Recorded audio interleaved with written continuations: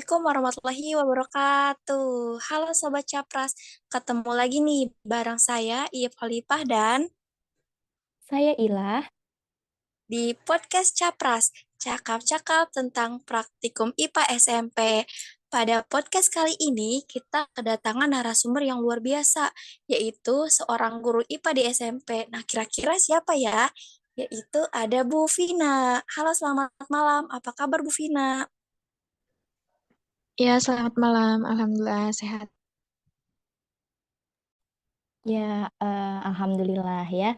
Nah, di episode kali ini kita akan membahas tentang manfaat atau peran LKS praktikum dalam meningkatkan kemampuan proses sains dan keterampilan hands-on activity siswa.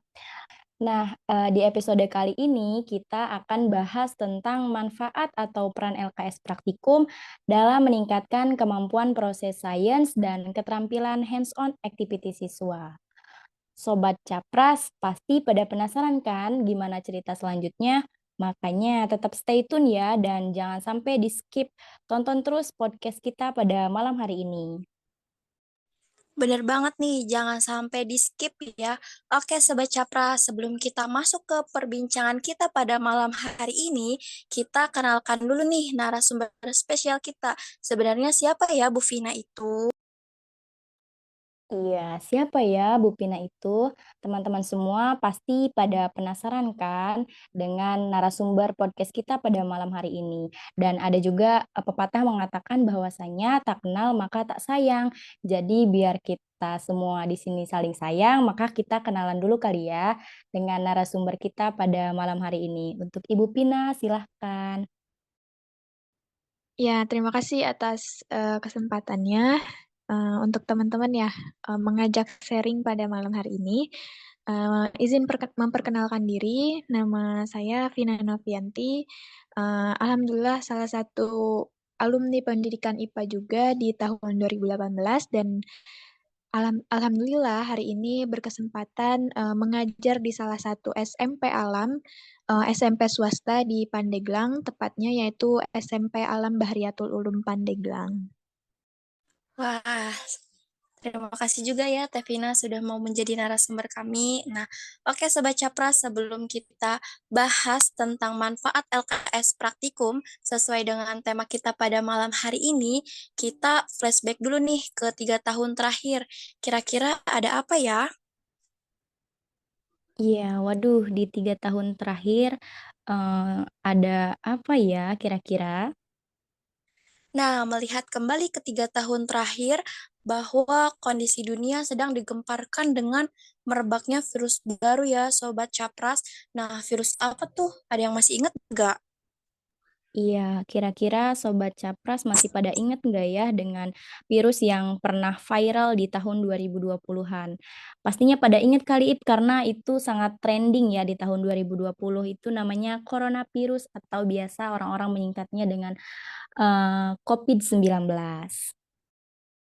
Yap, bener banget nih Sobat Capras, di mana penyebaran COVID-19 di Indonesia sangat berdampak pada seluruh masyarakat Indonesia. Semua kegiatan atau aktivitas kita mau tidak mau harus dilakukan di dalam rumah, sampai kegiatan pembelajaran pun dilakukan secara daring atau online. Nah, melihat peristiwa tersebut, bagaimana Bu pendapat Ibu terkait dampak pandemi COVID-19 terhadap pembelajaran? Terkhususnya dalam pembelajaran IPA yang notabene itu ada kegiatan praktikum yang penting untuk dilakukan. Menurut Ibu seperti apa, Bu Vina? Ya, mungkin kalau misalnya melihat dari eh, dampak pandemi terhadap pembelajaran, khususnya pada pembelajaran IPA, ada lumayan banyak ya yang harus telisik satu persatu gitu. Apalagi tadi ya, IPA itu ada pembelajaran berpraktikumnya gitu.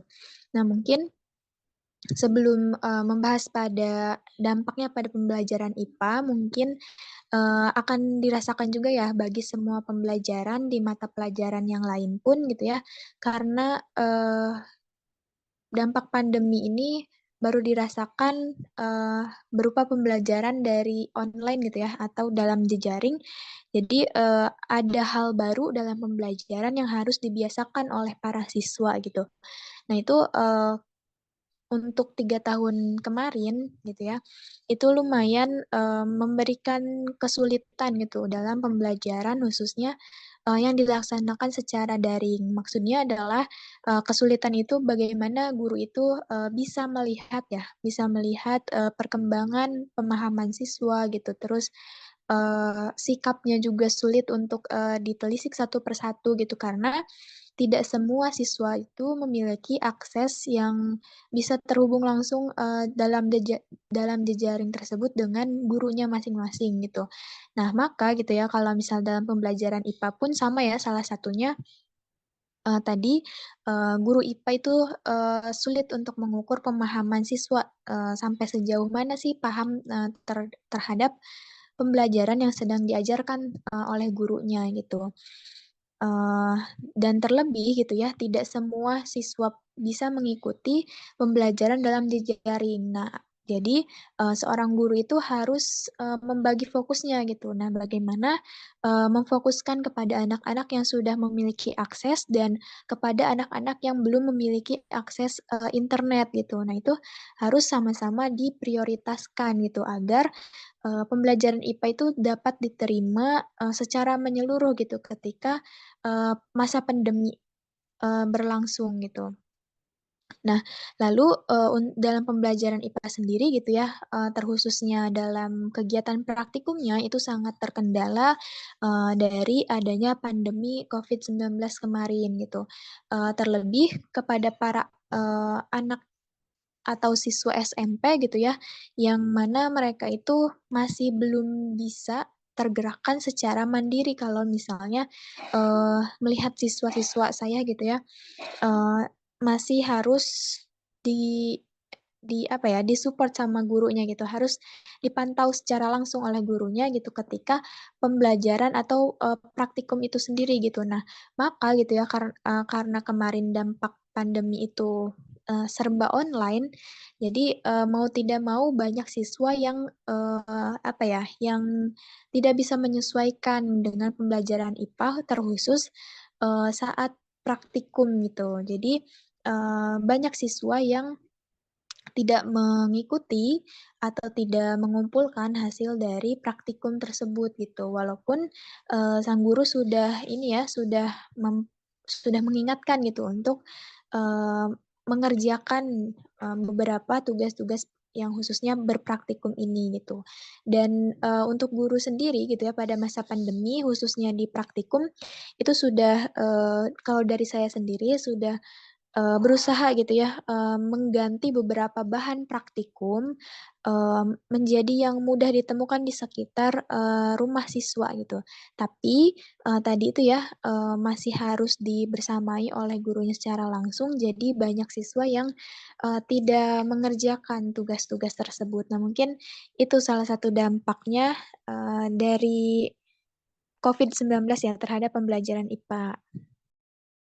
Ya, oke. Baik Ibu, terima kasih atas jawabannya tadi terkait dampak pandemi ya bagi pembelajaran khususnya pembelajaran IPA yang di mana identik dengan berpraktikum. Nah, semenjak adanya COVID-19 ini guru harus bisa menyesuaikan sedemikian rupa gitu ya bentuk pembelajaran khususnya pada saat berpraktikum yang di mana harus menyesuaikan dengan eh, kemampuan siswanya gitu ya. Tapi masih saja ditemukan beberapa kesulitan dari siswanya gitu dalam hal berpraktikum ya.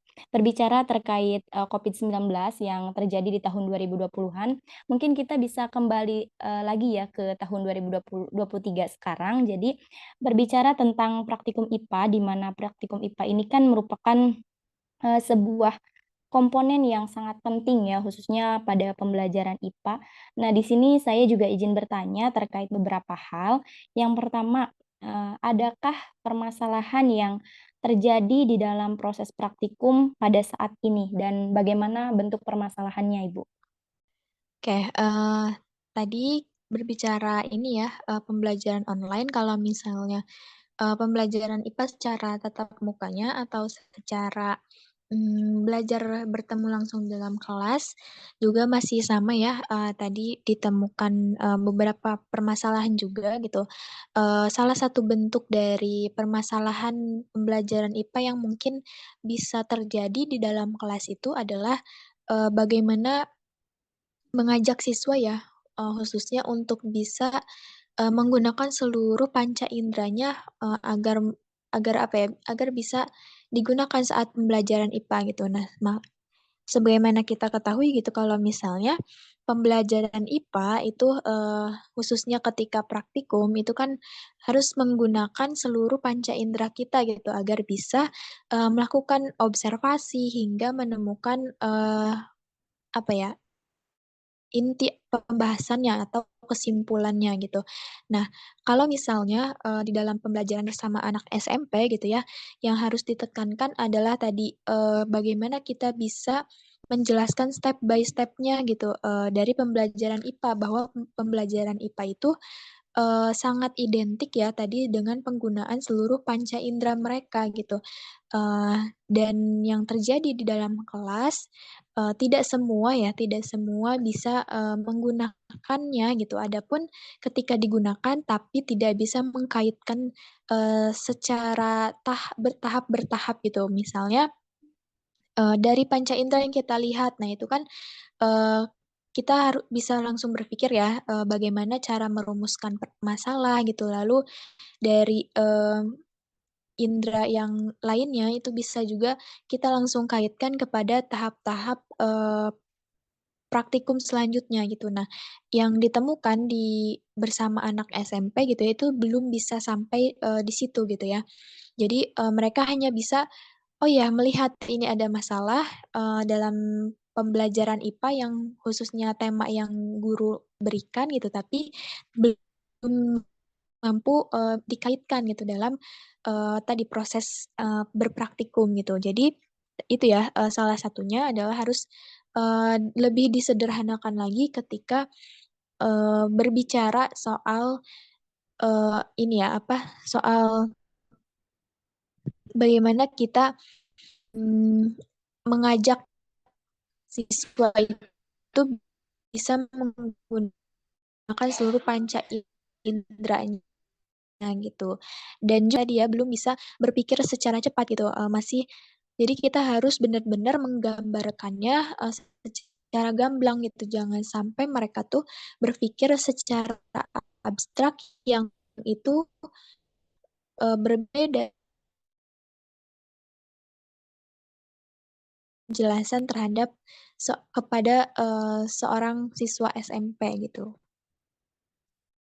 Iya, baik, terima kasih, Ibu atas penjelasannya. Jadi tadi, ditemukan beberapa permasalahan ya, yang di mana pada akhirnya permasalahan tersebut, larinya kembali ke siswa gitu ya, yang di mana siswanya itu masih belum bisa memanfaatkan panca inderanya secara keseluruhan dalam hal berpraktikum, dan juga masih belum bisa berpikir secara cepat dan sesuai dengan apa yang diminta oleh gurunya, begitu. Nah, berbicara terkait permasalahan tersebut, apakah berbagai permasalahan yang tadi Ibu, sampaikan ini bisa mempengaruhi terhadap sulitnya pencapaian pada tujuan pembelajarannya, Ibu?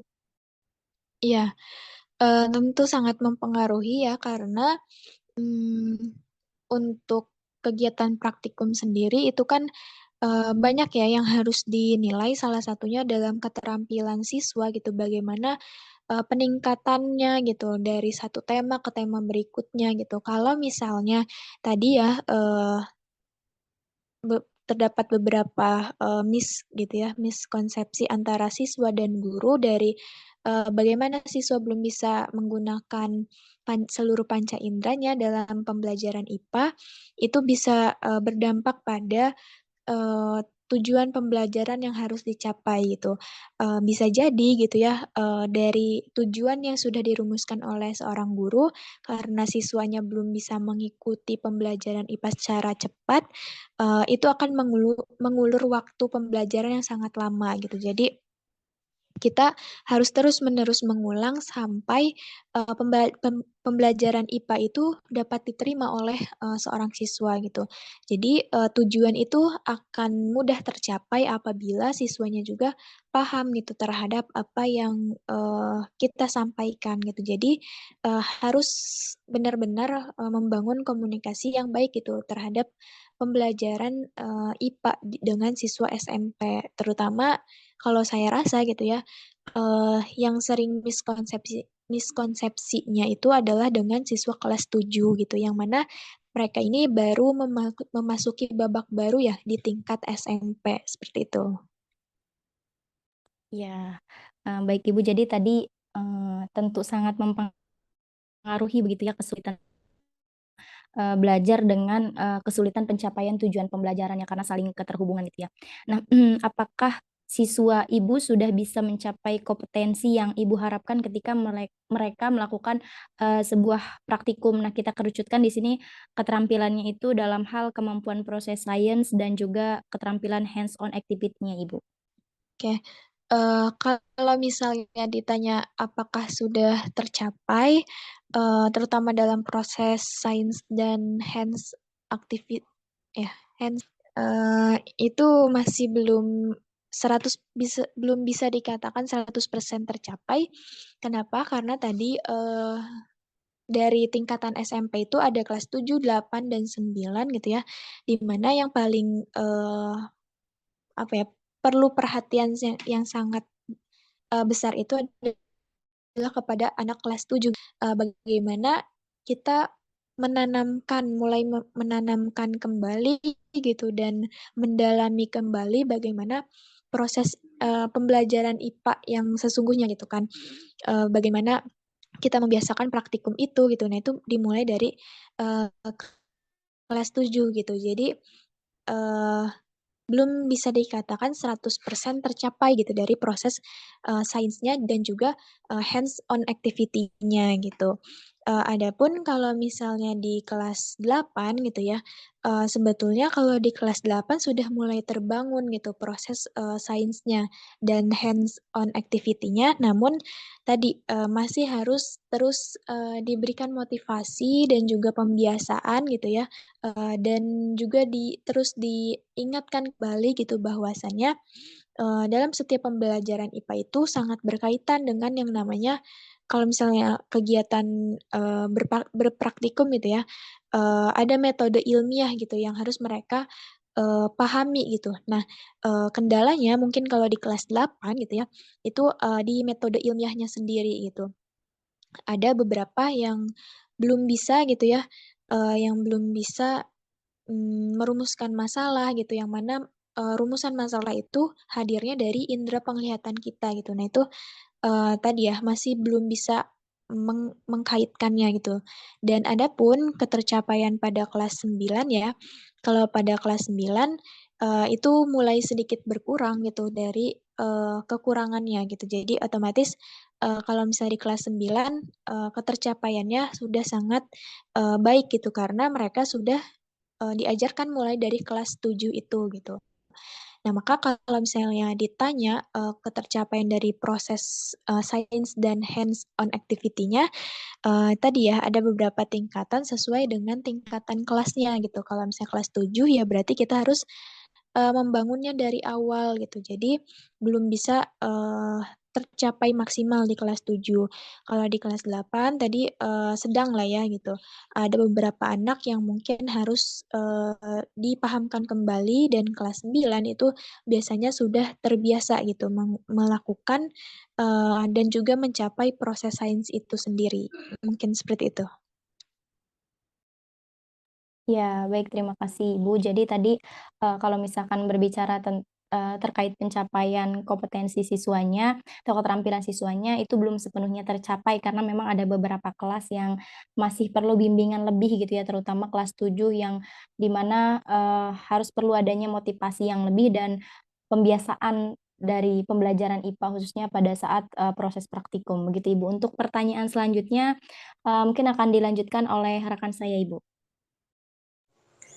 Oke, Sobat Capras, tadi kan kita sudah bahas ya tentang permasalahan yang muncul pada saat praktikum IPA. Oke, next sekarang kita cari tahu nih terkait kendala yang dialami oleh Bu Vina sendiri. Sebenarnya ini berhubungan dengan permasalahan tadi, cuman kalau permasalahan tadi itu kita membahas terkait siswanya, ini lebih ke kendala dari Bu Vina-nya. Nah, Ibu, pembelajaran IPA kan dikenal sebagai pembelajaran yang memiliki karakteristik yang sulit dipahami oleh siswa, karena memang materi yang disajikan pada IPA ini bersifat kompleks dan juga abstrak ya, Bu. Nah, dari hal tersebut, seperti apa kendala yang dialami oleh Bu Vina sendiri?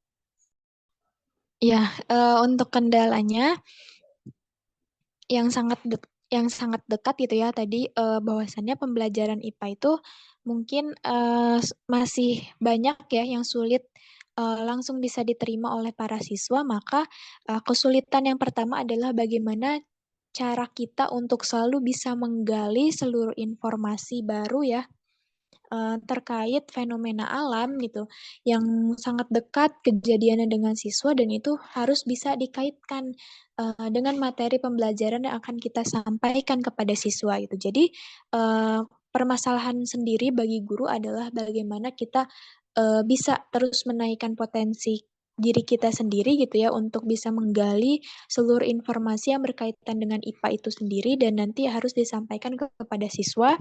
Yang kedua itu ya, permasalahannya yang biasanya dirasakan adalah adanya, perbedaan kesukaan metode pembelajaran terhadap, dari berbagai siswa gitu. Nah maka gitu ya, kita harus bisa menyelaraskan gitu, dalam satu kelas ini ada banyak siswa yang, apa ya, menyukai metode pembelajaran yang berbeda-beda. Nah maka kita harus, menstabilkan atau menyeimbangkan gitu pembelajaran itu agar bisa diterima oleh, siswa-siswa yang berbeda metode pembelajarannya gitu. Nah itu, permasalahan kedua gitu ya yang dirasakan dalam pembelajaran IPA dan, permasalahan yang ketiga itu terkait penggunaan, media pembelajaran gitu ya biasanya.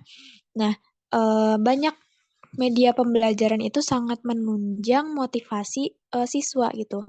Nah, biasanya kendalanya itu, kita masih terbatas dalam penyediaan media pembelajaran gitu. Nah, maka seorang guru IPA gitu ya, yang mungkin di sekolahnya masih belum bisa memfasilitasi dalam pembelajaran IPA, itu harus sangat-sangat kreatif, menemukan media pembelajaran agar, motivasi siswa dalam pembelajaran IPA itu terus meningkat gitu. Nah, mungkin ketiga poin ini ya yang sering dirasakan, ketika pelaksanaan pembelajaran IPA. Ya, baik Ibu, terima kasih. Nah, dari ketiga tadi, mulai dari kayak cara menggali informasi baru, di mana guru itu perlu menggali informasi baru yang peristiwanya tuh konkret, seperti hal yang dirasakan oleh siswanya langsung. Nah, yang kedua tadi ada eh, memilih metode pembelajaran yang perlu disesuaikan dengan kebutuhan siswanya. Dan yang ketiga tadi kendalanya adalah penggunaan media pembelajaran yang terbatas. Nah, selain dari kendala kendala tadi yang ditemukan pada saat pembelajaran, adakah kendala-kendala lain yang Ibu alami tapi pada saat melaksanakan kegiatan praktikum IPA-nya, Bu? Kalau misalnya melihat dari kondisi yang tempat saya mengajar gitu ya, kegiatan praktikum itu permasalahan dalam kegiatan praktikum sendiri itu, masih sulit untuk, dilaksanakan. Tadi kenapa?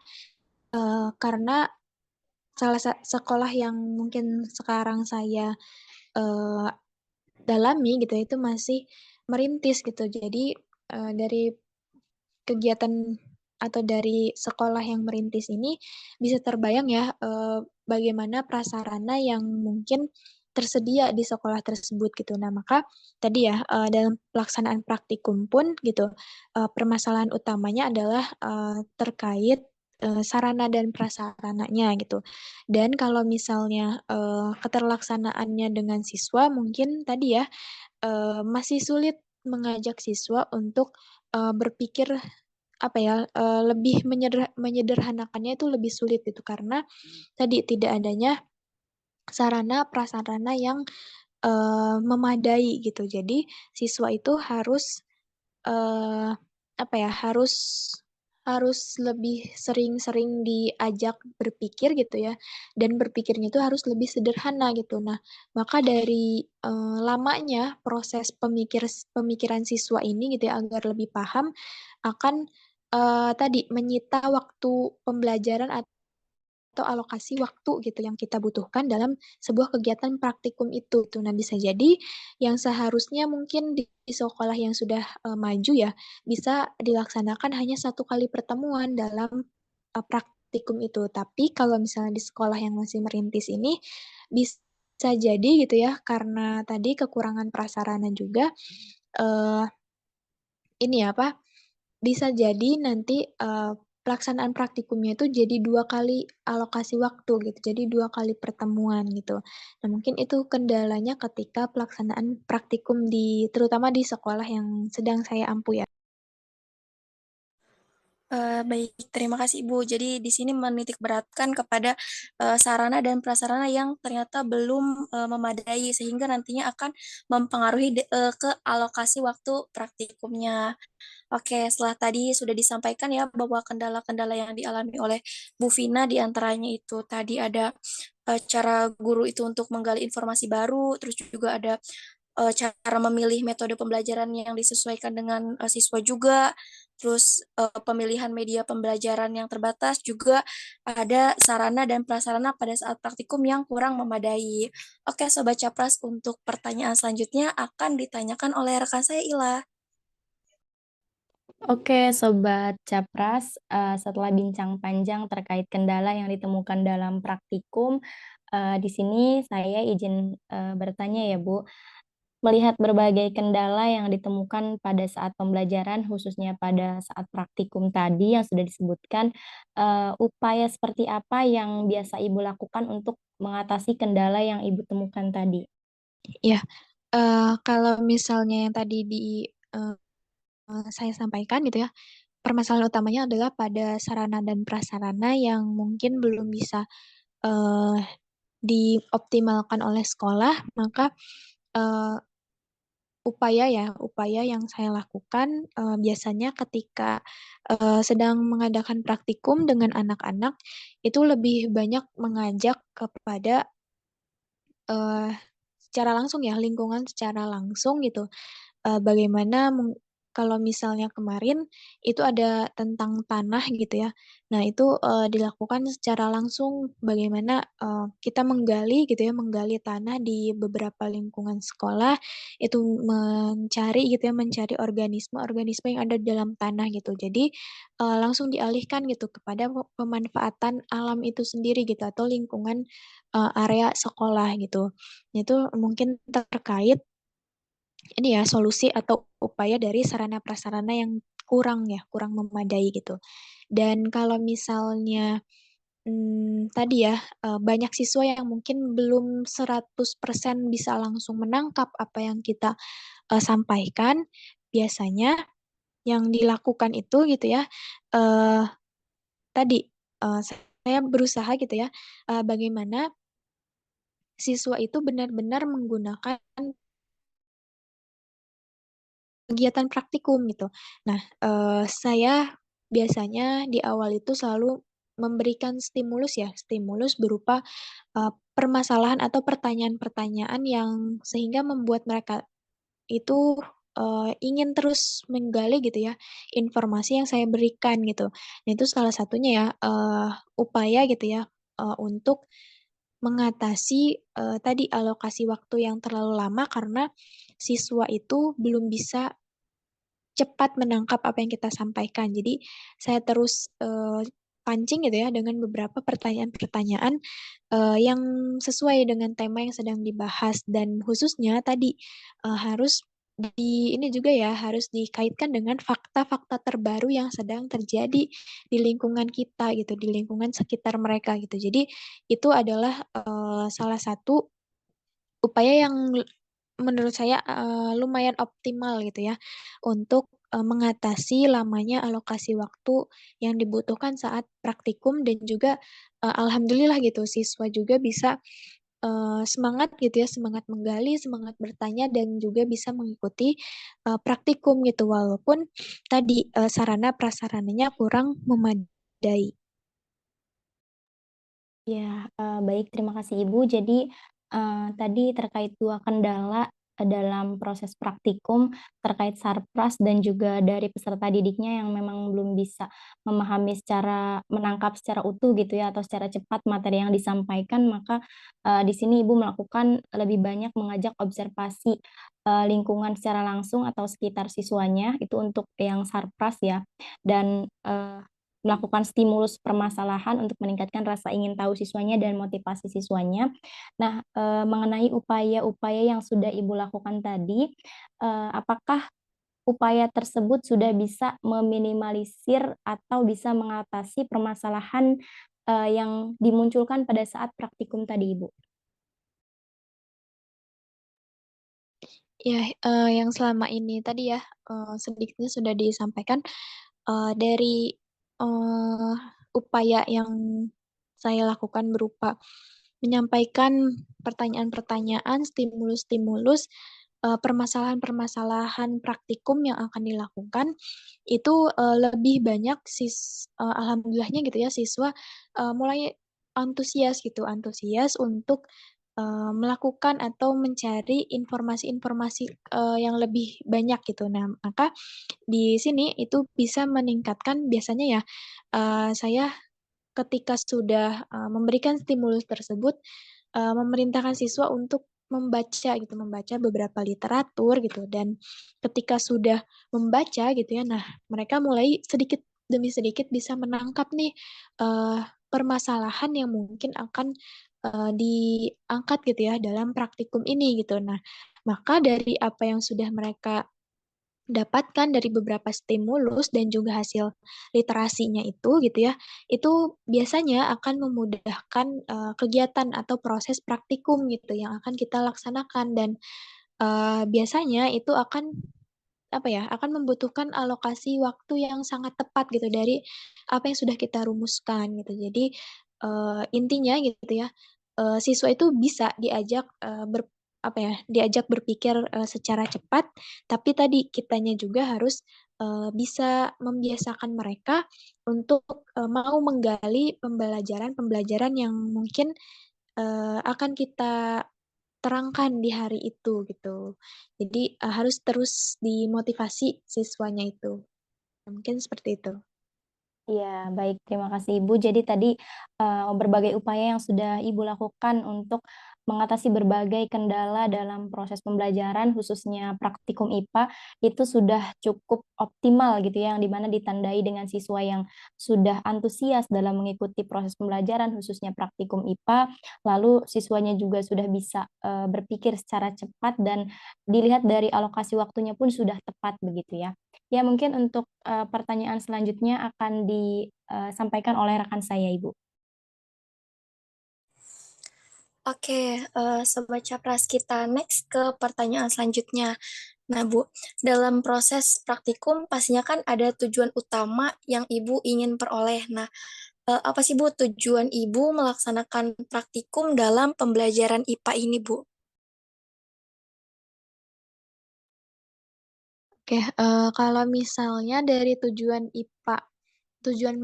yang ingin dicapai itu sendiri, kita akan kembali berpatokan kepada, kompetensi dasar gitu ya, yang berkaitan dengan tema yang akan kita bahas gitu. Nah, dari kompetensi dasar ini kan nanti akan kita turunkan menjadi indikator dan juga tujuan tujuan dari, kegiatan praktikum itu sendiri gitu. Nah, maka tujuan utamanya adalah dari situ ya, kita melihat bagaimana, kompetensi dasar yang mendasari materi yang akan kita bahas gitu. Tapi adapun, tujuan, umum gitu ya, tujuan umum dari kegiatan praktikum ini tadi ya, kita bagaimana harus bisa melatih, siswa kita untuk, menggunakan seluruh indranya gitu ya, untuk bisa melihat fenomena alam gitu, atau kejadian alam sebagaimana kajian IPA gitu ya, mengkaji seluruh alam semesta gitu ya, lingkungan maupun makhluk hidupnya, menggunakan apa yang kita indera gitu. Baik, terima kasih Bu. Di samping kedua tujuan itu Bu, adakah keterampilan yang Ibu harapkan yang harus dimiliki siswa setelah melakukan praktikum IPA tadi? Di mana tadi kan Ibu sudah menyebutkan kemampuan indera siswa. Nah, selain itu, apakah ada keterampilan lain yang Ibu harapkan untuk siswa miliki? Ya, kalau misalnya kemampuan yang diharapkan selain penggunaan panca inderanya gitu ya ketika pembelajaran IPA dan terkhususnya ketika praktikum, itu diharapkannya bisa tadi ya, terus meneruskan kemampuannya pada, proses sains itu gitu. Maksudnya adalah dari segala, eee, pengerahan panca indera yang mereka gunakan ketika pembelajaran, itu akan memudahkan mereka, untuk bisa bagaimana, melakukan observasi, terus juga menemukan hipotesis-hipotesis, melakukan eksperimen dan, mengumpulkan mengumpulkan data gitu. Nah, itu kan berangkat dari mana, yaitu dari, penggunaan panca indera tadi gitu. Nah, harapan, yang selanjutnya itu adalah, mereka bisa mulai sedikit demi sedikit gitu ya membangun, proses sains itu gitu dan juga dari, setelah terbangunnya gitu proses sains yang mereka, eee, bisa kuasai gitu ya, sedikit demi sedikit, itu diharapkannya tadi ya ada, hands on activity-nya gitu, ada aktivitas yang mereka bisa bisa apa ya, bisa buktikan gitu. Ketika ada praktikum selanjutnya, mereka bisa langsung apa ya, bisa langsung connect gitu ya. Oh iya gitu ternyata dari pembelajaran atau praktikum sebelumnya, itu sudah dilakukan penggunaan panca indera, terus juga saya bisa melakukan, apa ya, melakukan berbagai kegiatan proses sains, berarti, dari sini gitu ya, dari kedua penguasaan tadi mereka akan harapannya gitu ya, harus bisa, tadi langsung, aktif gitu, langsung connect gitu ketika ada praktikum selanjutnya gitu. Nah, jadi saling berkaitan gitu ya, harapan yang pertama itu bisa dikerahkan seluruh, panca inderanya, harapan kedua adalah bisa meningkat pada, proses sainsnya, dan yang ketiga itu bisa, aktif atau connect pada kegiatan praktikum selanjutnya gitu. Oke, terima kasih Bu. Jadi di sini itu lebih menitik beratkan ke 3 keterampilan di mana tadi penggunaan panca indera, juga yang kedua itu siswa mampu memiliki kemampuan proses sains yang harus ada kegiatan observasi, mengumpulkan data, eksperimen maupun menguji hipotesisnya. Dan yang ketiga tadi lebih menitik beratkan ke hands-on activity dari siswanya itu. Nah, berdasarkan praktikum IPA yang telah dilakukan, hal apa sih Bu yang menjadi acuan atau gambaran Ibu bahwa siswanya itu telah mencapai tujuan pembelajaran atau sudah memiliki keterampilan yang Ibu harapkan tersebut? Ya, kalau misalnya, yang saya bisa nilai gitu ya, dari, kemampuan siswa yang sudah sesuai dengan apa yang saya harapkan, biasanya saya menganalisis dari hasil, pengisian LKS gitu ya, dan juga, kegiatan mereka ketika melakukan ini eksperimennya gitu ya. Nah, ketika melakukan eksperimen, mereka bisa mengikuti dengan langkah-langkah yang mungkin sudah tertulis dalam LKS dengan benar, itu, sudah saya bisa apresiasi gitu ya, sudah, maksudnya adalah sudah sesuai dengan apa yang saya harapkan, dan ketika melihat laporannya atau dalam LKS-nya itu biasanya saya selalu menitik beratkan kepada bagaimana mereka menyusun hipotesis, tujuan, dan juga, pembahasan gitu. Nah, kalau misalnya, mereka bisa menselaraskan antara, tujuan dan juga pembahasan itu, artinya adalah ini ya, apa, kok bukan connect, seimbang gitu ya, atau nyambung gitu, nyambung antara tujuan pembelajaran, tujuan praktikum dan juga, kesimpulannya atau pembahasannya. Nah, maka menurut saya itu sudah sesuai dengan apa yang saya harapkan itu. Artinya mereka di sana sudah menggunakan beberapa ini ya, menggunakan atau memanfaatkan panca inderanya dan juga sudah mulai bisa gitu untuk menerapkan proses sains tadi gitu.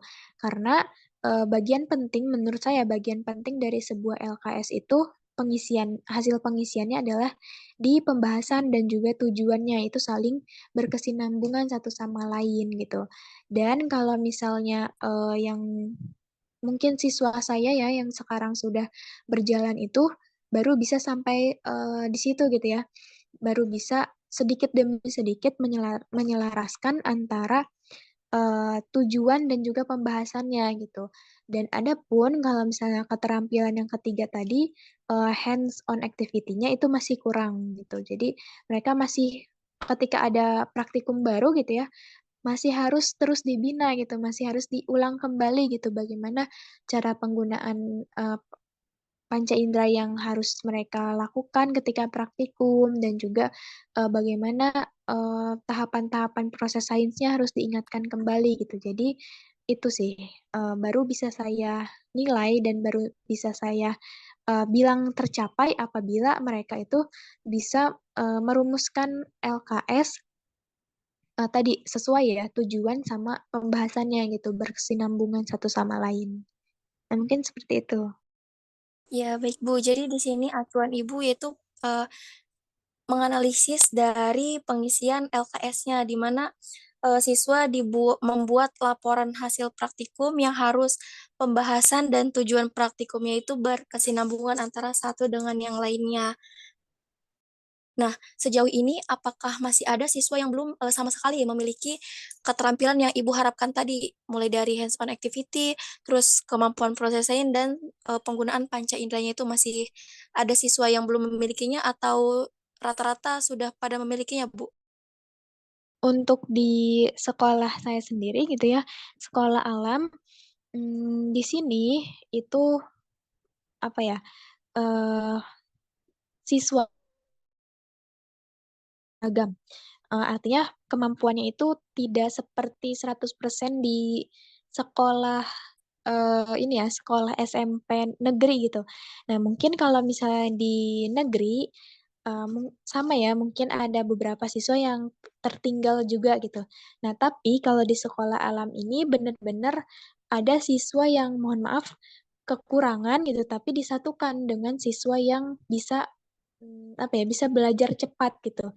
Nah, maka kalau misalnya dalam, sekolah saya ini gitu ya, itu masih belum bisa semua, melakukan hal-hal tadi ya, aktivitas atau pencapaian yang bisa menjadi tolak ukur, keberhasilan pembelajaran IPA gitu. Dari tadi 3 poin tadi ya, penggunaan panca indera, terusnya proses sains, dan juga hands on activity-nya gitu. Karena tadi latar belakangnya di sekolah alam ini, semua kelas itu, sangat-sangat heterogen ya, ininya apa, macam-macam siswanya gitu.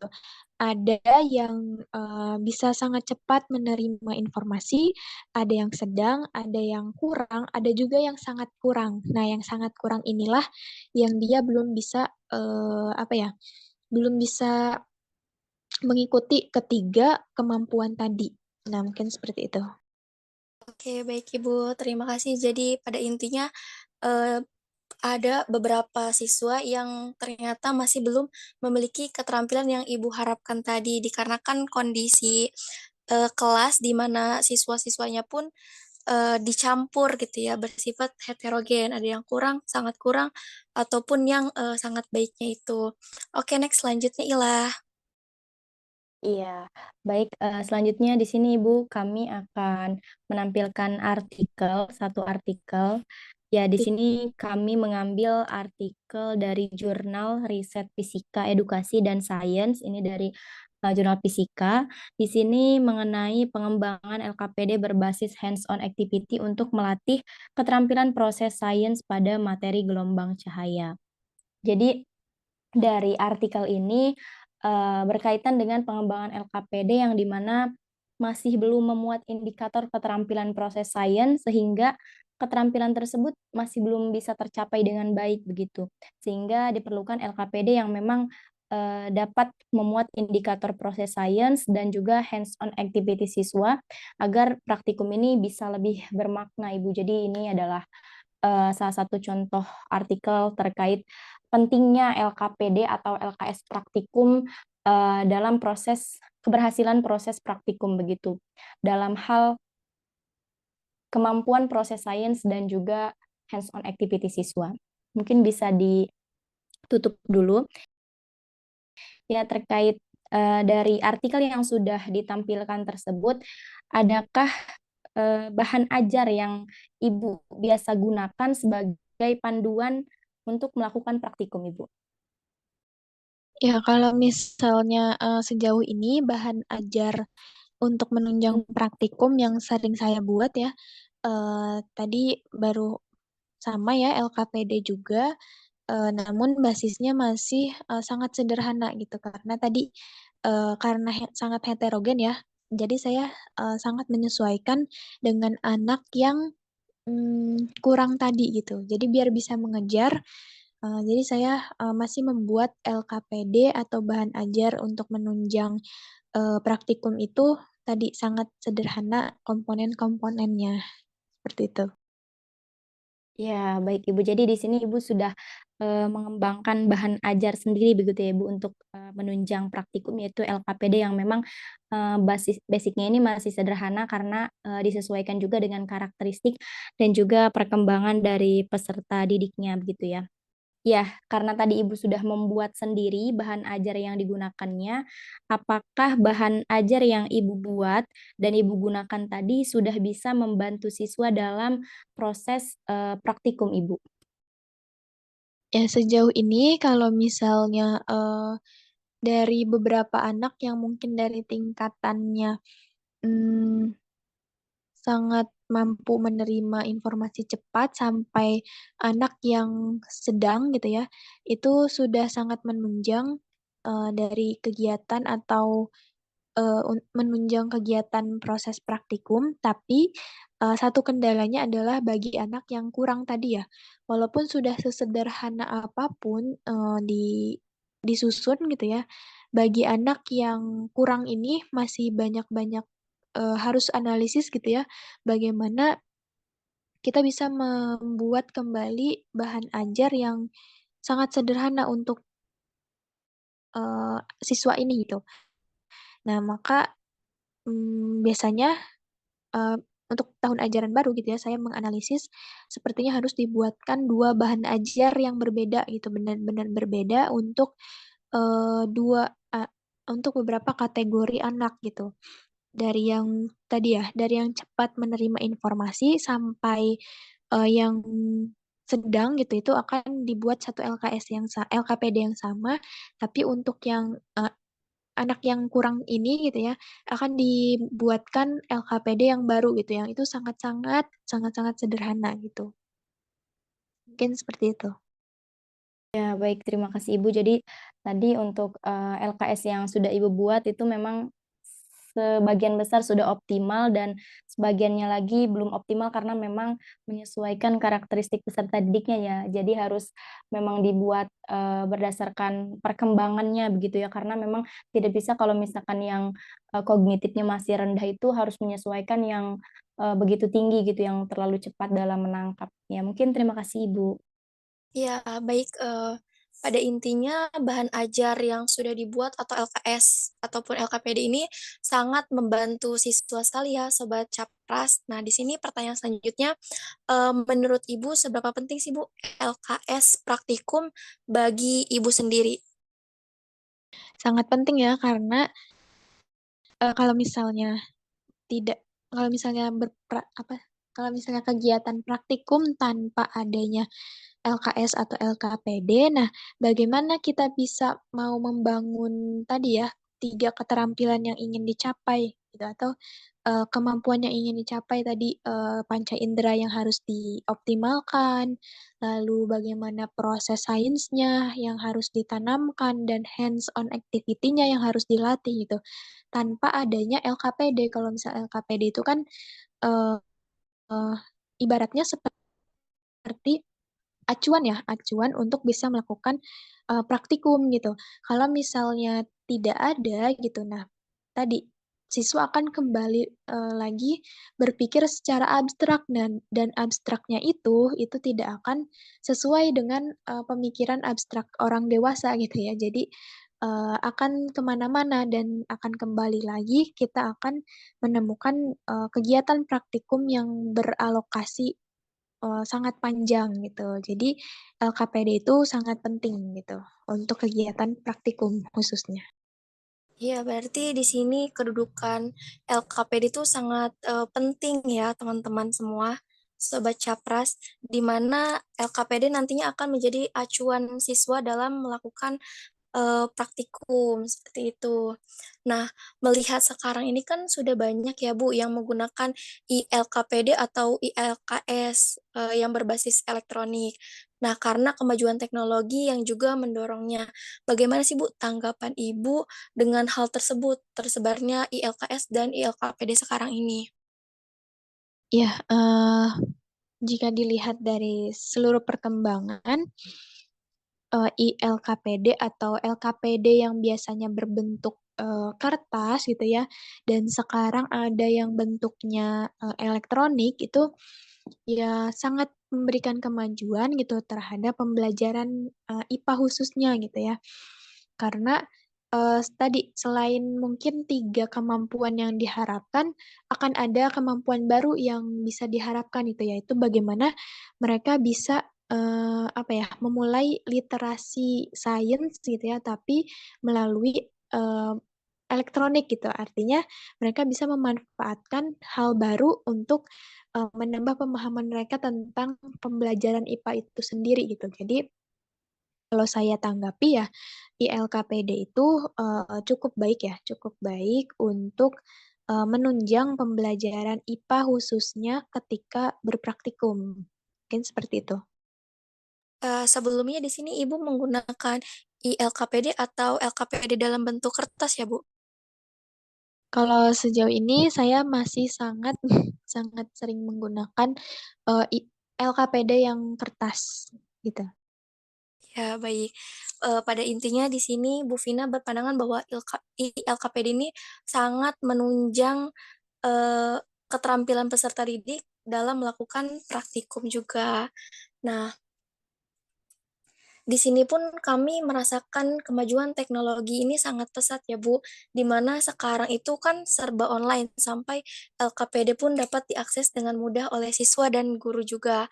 Nah, sebelumnya Bu, kami di sini sudah mengembangkan sebuah LKS praktikum. Nah, LKS ini yang telah kami kembangkan itu berisikan seperti biasa Bu, cover, terus identitasnya, ada kata pengantar, daftar isi, dan analisis kurikulum yang memuat kompetensi inti, kompetensi dasar, terus juga ada indikator, tujuan pembelajaran, kemudian ada juga petunjuk penggunaan LKS-nya dan ada peta konsep. Kemudian baru masuk ke kegiatan siswanya, di mana kami ini membuat LKS yang menggunakan tahapan-tahapan pada model inquiry, di mana di sini ada apa ya ke-6 tahapan, di mana fase satu itu mengorientasi siswa, dan yang kedua itu merumuskan masalah, yang ketiga itu ada merumuskan hipotesis, dan yang keempat itu ada mengumpulkan data, yang kelima ada menguji hipotesisnya, dan yang keenam ada membuat kesimpulan. Harapannya nanti LKS yang kami buat dapat membantu guru dan siswa pada materi klasifikasi makhluk hidup. Nah, menurut Ibu, seperti apa sih Bu LKS yang telah kami buat ini? Bisa terlihat ya, bagaimana, bisa melatih siswanya untuk mengoptimalkan tadi panca inderanya gitu. Lalu, proses sainsnya juga sudah terlihat, Mungkin kalau misalnya hands-on activity-nya mungkin belum bisa saya paparkan gitu ya, karena tadi baru lihat sekilas gitu. Tapi, secara keseluruhan tadi ketika saya lihat, ILKPD yang sudah dibuat sih bisa ya, bisa menunjang dari 2 kemampuan yang saya harapkan tadi gitu. Iya, baik Ibu, terima kasih terkait pendapatnya. Ternyata tadi LKS yang telah kami kembangkan sepertinya sudah dapat digunakan untuk melatih keterampilan proses lainnya dan panca inderanya seperti itu. Nah, mungkin selanjutnya bisa dilanjutkan oleh Ilah. Ya, baik, tadi sudah ditampilkan juga ya Sobat, Capras, ditampilkan LKS praktikum yang sudah dikembangkan oleh, kelompok kami. Nah, dari, yang sudah dipaparkan oleh Ibu Vina, tadi menurut Ibu Vina, apakah dengan mengembangkan LKS ini kalau misalkan dari diri Ibu Vina sendiri gitu ya, kalau misalkan dari Ibu Vina, apakah dengan mengembangkan LKS ini bisa menjadi, solusi bagi permasalahan yang tadi sudah di atas kita sebutkan gitu ya, pada saat praktikum khususnya dalam hal, peningkatan keterampilan siswa, Ibu? Iya, tadi ya karena LKPD itu, sebuah acuan juga gitu ya. Nah, ketika penyusunannya itu, sedikit demi sedikit bisa, mengatasi permasalahan-permasalahan yang sudah tadi dijabarkan dan juga tadi ya, LKPD itu, salah satu jalan bagaimana siswa, bisa mengerahkan seluruh kemampuan panca inderanya dan nanti bisa berlanjut kepada proses sainsnya itu gitu. Jadi, sudah cukup gitu untuk bisa mengatasi permasalahan-permasalahan ketika, pelaksanaan praktikum itu sendiri. Mungkin nanti isinya gitu ya, lagi-lagi PR buat gurunya mungkin ya, harus lebih persingkat dan juga dibuat lebih, menggali rasa ingin tahunya siswa gitu. Jadi, bagaimana nanti isinya itu dikembalikan lagi, kita harus benar-benar bisa, kreatif dan juga menganalisis ya kemampuan siswanya agar bisa memahami isi LKPD-nya itu gitu. Jangan sampai, sama-sama membuat bingung juga gitu. Mungkin itu sih. Iya, baik Ibu. Jadi tadi kalau misalkan saya simak, jadi LKPD ini sudah atau LKS praktikum ini sudah bisa, menjadi solusi bagi permasalahan dalam hal peningkatan keterampilan siswa yang di mana memang harus disesuaikan lagi dengan kebutuhan siswanya, begitu.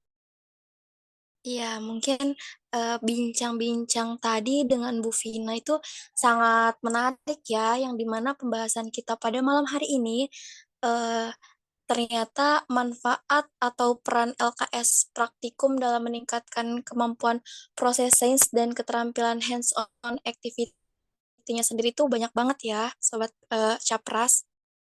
Iya, benar banget Sobat Capras, tadi manfaat LKS praktikum itu mulai dari membantu siswa mengembangkan keterampilan proses sains, terus panca indera, dan juga hands on activity siswa. Nah, dengan menggunakan LKS atau LKPD praktikum yang terstruktur, siswa juga dapat mengikuti instruktur langkah demi langkah atau step by step-nya dengan baik dan mengamati hasil dari eksperimen yang telah mereka lakukan juga.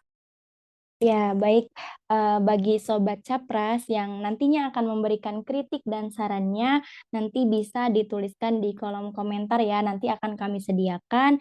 Dan kami ucapkan banyak-banyak terima kasih kepada Bu Vina yang sudah, mau meluangkan waktunya untuk menjadi narasumber pada, podcast kami pada malam hari ini. Saya juga di sini sangat mengucapkan terima kasih ya kepada Bu Vina yang telah bersedia menjadi narasumber kami di sela-sela sibuknya Ibu menjadi guru IPA gitu. Kami pada podcast kali ini dapat mau gitu menjadi narasumbernya. Nah, semoga tidak kapok ya Bu menjadi narasumber di podcast kami. Nah, semoga podcast ini juga bisa bermanfaat bagi para sobat Capras yang telah mendengarkan. Saya Iva Khalifah dan Saya Ilah, kami pamit undur diri, kurang lebihnya kami mohon dimaafkan. Wassalamualaikum warahmatullahi wabarakatuh.